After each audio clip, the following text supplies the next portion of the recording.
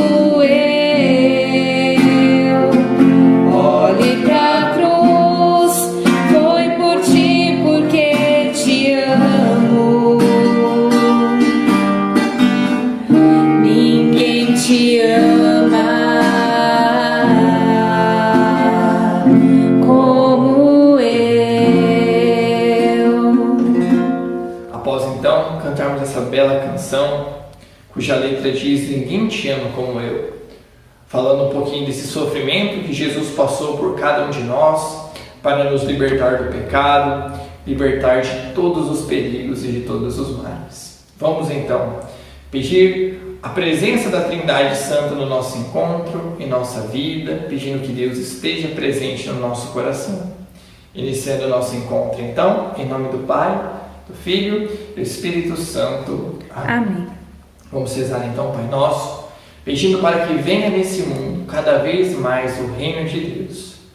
Pai Nosso, que estais no céu, santificado seja o vosso nome. Venha a nós o vosso reino, seja feita a vossa vontade, assim na terra como no céu. O pão nosso de cada dia nos dai hoje, perdoai-nos as nossas ofensas, assim como nós perdoamos a quem nos tenha ofendido.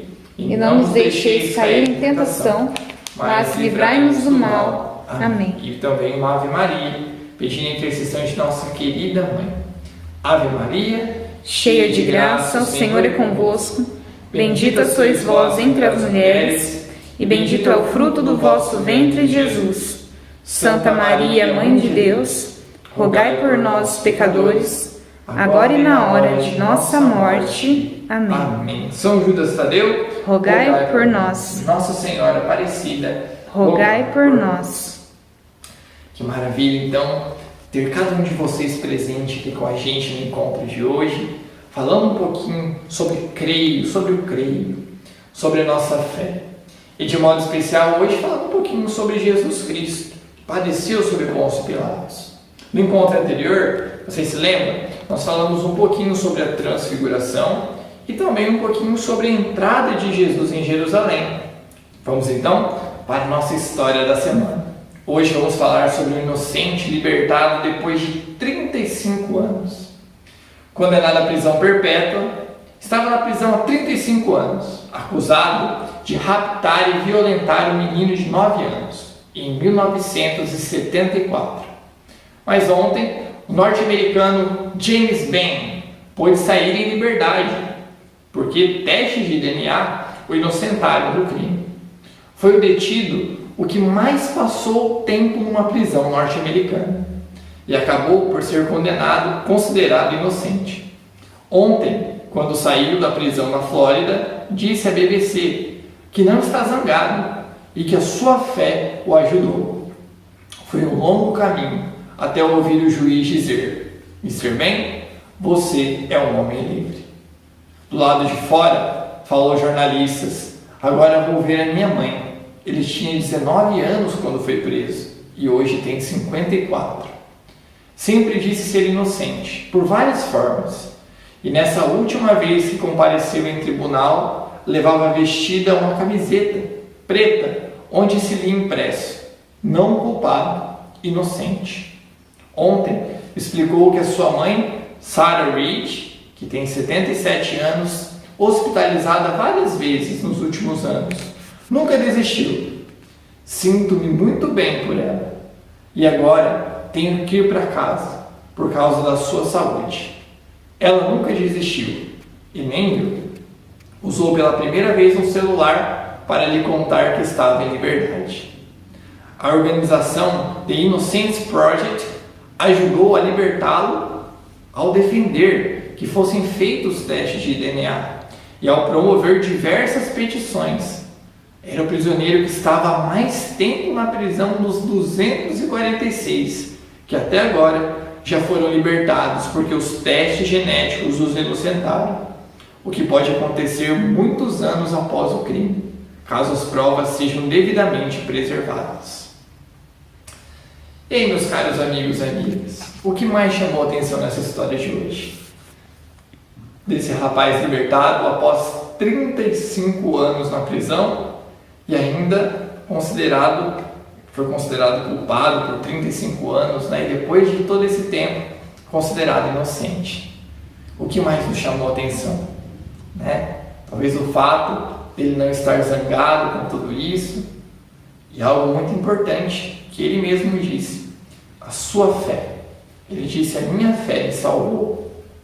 Olha que maravilha, né? Sua mãe estava sempre o esperando, ele sempre se dizia inocente, né? Embora as autoridades não acreditavam, e depois que todos esses testes foram feitos e ele foi inocentado, ele disse: agora sim, sou um homem livre, vou voltar para casa, né?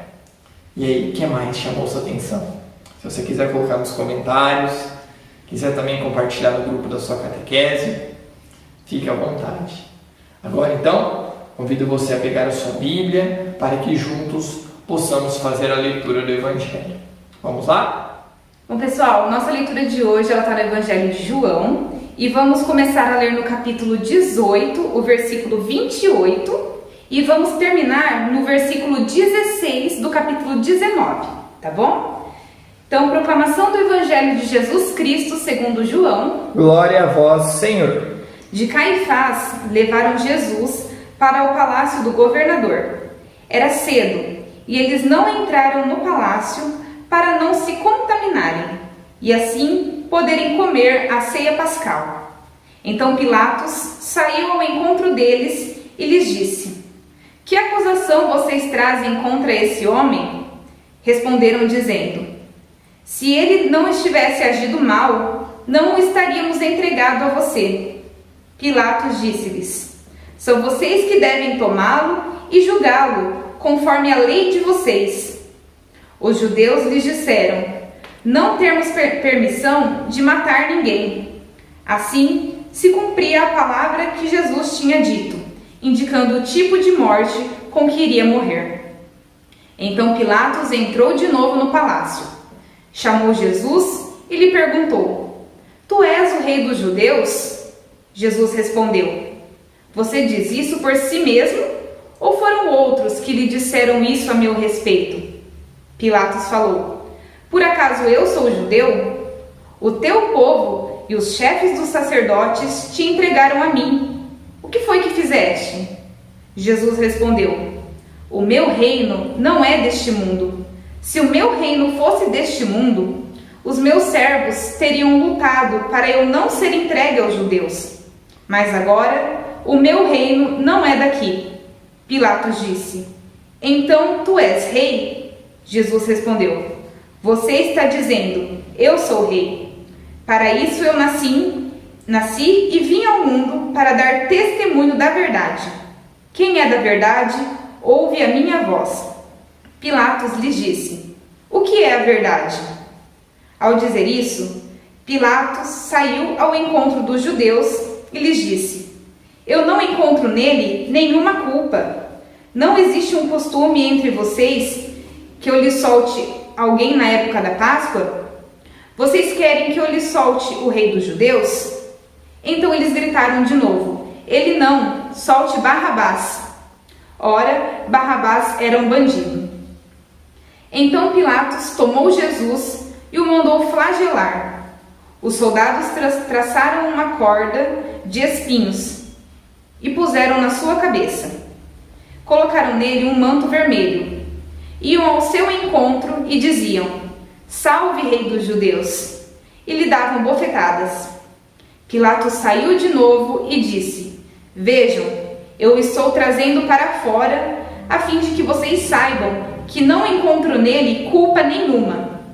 Então Jesus saiu com a coroa de espinhos e o manto vermelho. Pilatos disse-lhes: Eis o homem. Vendo Jesus, os chefes dos sacerdotes e os guardas começaram a gritar: Crucifique! Crucifique! Pilatos disse-lhes: Então tratem vocês de crucificá-lo, pois eu não encontro nele culpa nenhuma.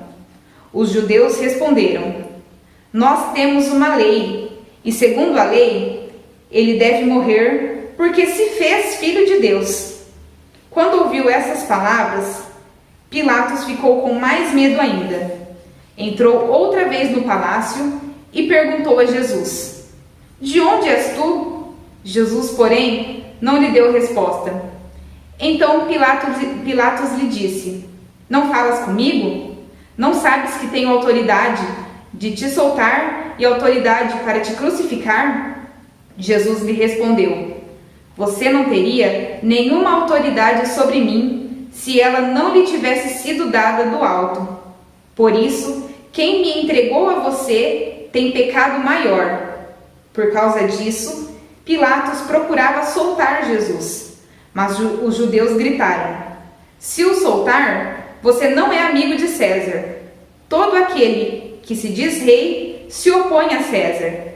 Ouvindo essas palavras, Pilatos levou Jesus para fora e sentou-se no tribunal, no lugar chamado Chão de Pedra, que em hebraico se diz Gábata. Era o dia da preparação para a Páscoa, por volta do meio-dia. Pilatos disse aos judeus: Aqui está o rei de vocês. Eles gritaram: Fora, fora, crucifique-o. Pilatos lhes disse: Mas eu vou crucificar o rei de vocês? Os chefes dos sacerdotes responderam: Nós não temos outro rei senão César. Então Pilatos lhe entregou Jesus para ser crucificado. Palavra da salvação. Glória a vós, Senhor. Após então fazermos a leitura do Evangelho, esse Evangelho que mostra alguns passos de Jesus em sua paixão, sua morte e ressurreição. O que então nos chamou mais atenção após lermos o Evangelho de hoje? Qual foi o ponto ali que nos despertou maior interesse nesse texto? Fique à vontade, se você quiser grifar algum versículo, anotar em algum lugar, para que você possa meditar depois em suas orações nesse período de quaresma, né? E nesse momento, então, a catequista vai mostrar alguns pontos que nos ajudam a entender um pouquinho melhor a respeito desse Evangelho de hoje. O primeiro ponto, então, é o conflito de Jesus com as instituições de Israel. Desde o início do ministério público de Jesus, fariseus e adeptos de Herodes, como sacerdotes e escribas, começaram a tramar contra Jesus e ameaçá-lo de morte. Em vários pontos dos evangelhos nós notamos, essas ameaças feitas por parte desses grupos contra Jesus. E o fato de Jesus expulsar os demônios, perdoar pecados, curar em dia de sábado, interpretar o espírito da lei, ter familiaridade com os publicanos, os pecadores e todos os pecadores públicos, pareceu a alguns mal intencionados e fanáticos que ele fosse suspeito de possessão demoníaca. Ele é acusado de blasfêmia, falso profetismo, crimes religiosos, que a lei punia com pena de morte, sob forma de apedrejamento. E aos olhos de muitos em Israel, Jesus parece agir contra as instituições essenciais do povo hebreu, contra aquela religião da época. Ele foi rejeitado pelos anciãos, pelos chefes dos sacerdotes, pelos escribas, que o entregam. E olha só que interessante, lá em Marcos fala assim: o entregarão aos gentios para ser escarnecido, açoitado e crucificado. Então tem Mateus como em Marcos, encontramos essas passagens, que Jesus seria rejeitado pelos anciãos, pelos chefes dos sacerdotes, pelos escribas, e depois entregue, àqueles gentios para ser escarnecido, ser humilhado, crucificado, açoitado. E o primeiro conflito de Jesus com as autoridades de Israel se dá em relação ao cumprimento da lei. Jesus é acusado de não cumprir a lei, principalmente do sábado. Jesus realizava algumas curas no sábado, e por esse motivo era acusado de não cumprir a lei. Mas ninguém como Jesus cumpriu tanto a lei, uma vez que Jesus viveu de acordo com o espírito dela e não de acordo com a letra. Jesus não pactuou com o fanatismo, com a hipocrisia de quem absolutizou a lei. Para ele, para Jesus, a vida era mais importante do que qualquer lei. Tanto é que Jesus diz quais são os maiores mandamentos: amar a Deus sobre todas as coisas e o próximo como a ti mesmo, como a você mesmo. Ou seja, a lei foi feita para as pessoas e não as pessoas para a lei. O segundo grande conflito se deu em relação ao templo, uma vez que Jesus foi acusado de não respeitá-lo. Porém, Jesus foi apresentado no templo, ia todos os anos lá. Exigiu que ele não fosse transformado num covil de ladrões e teve todo o zelo por ele. Quando profetizou a destruição do templo, falou algo que realmente aconteceu por volta do ano 70. Olha só que interessante, Esse conflito do templo é aquela parte que Jesus chega até o templo, vê todos aqueles mercadores vendendo aquele monte de animaizinhos que eram sacrificados, E Jesus vê que o templo foi transformado num lugar de comércio e não mais num lugar de oração.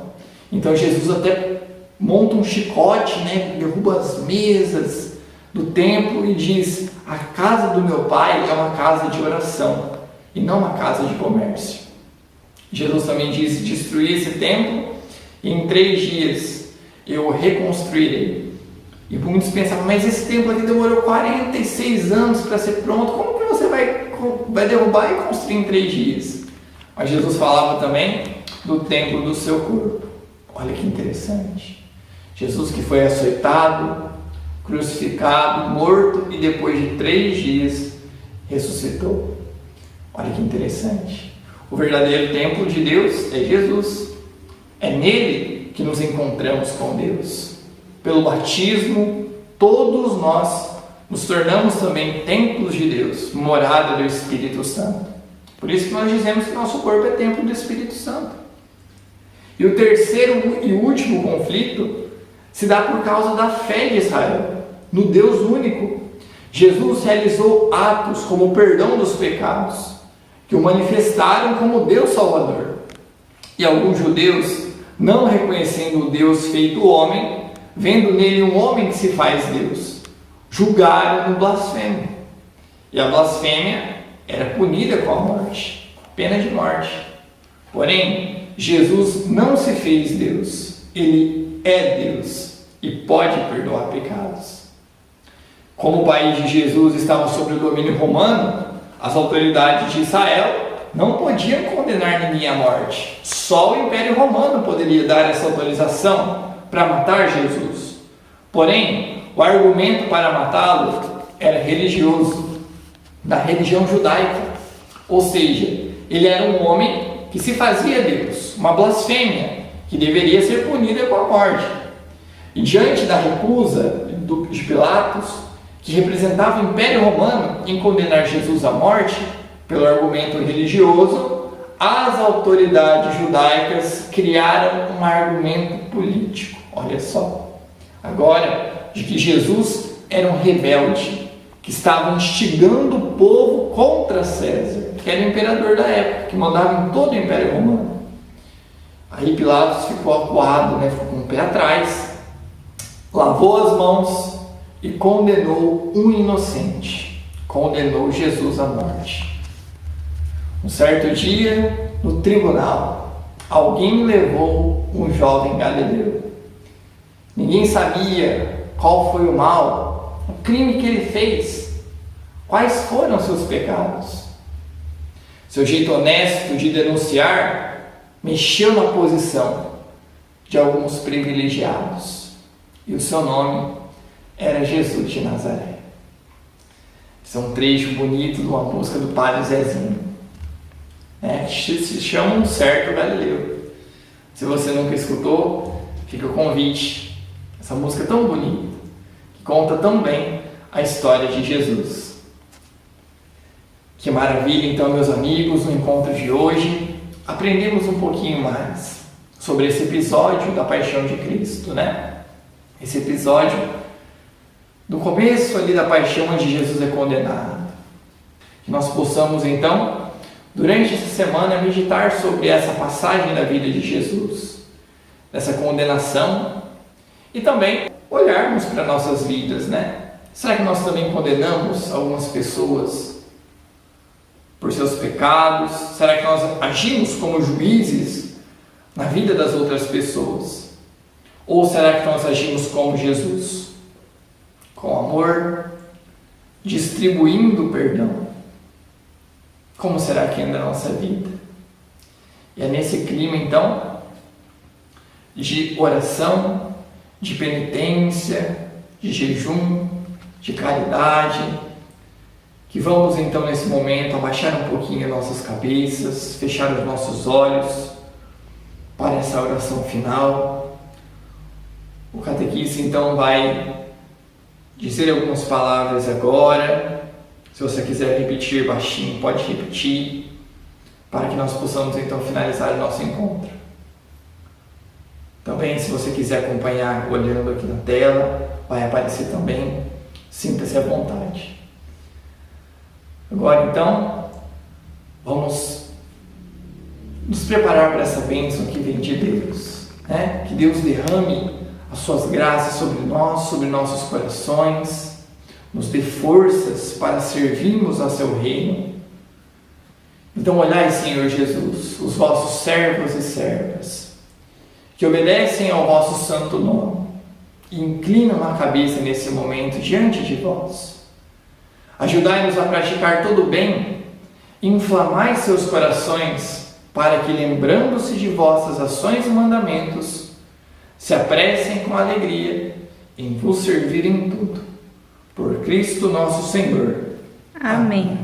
E pedindo ao nosso anjo da guarda, que sempre nos abençoe e nos ilumine, rezemos a oração do Santo Anjo. Santo anjo do Senhor, meu zeloso e guardador, se a ti me confiou a piedade divina, sempre me rege, me guarde, me governe, me ilumine. Amém. São José, rogai por nós. Nossa Senhora de Lourdes, rogai por nós. Estivemos unidos e permaneceremos unidos em nome do Pai, do Filho e do Espírito Santo. Amém. Meus caros amigos e amigas, foi uma alegria enorme ter cada um de vocês presente com a gente mais um encontro.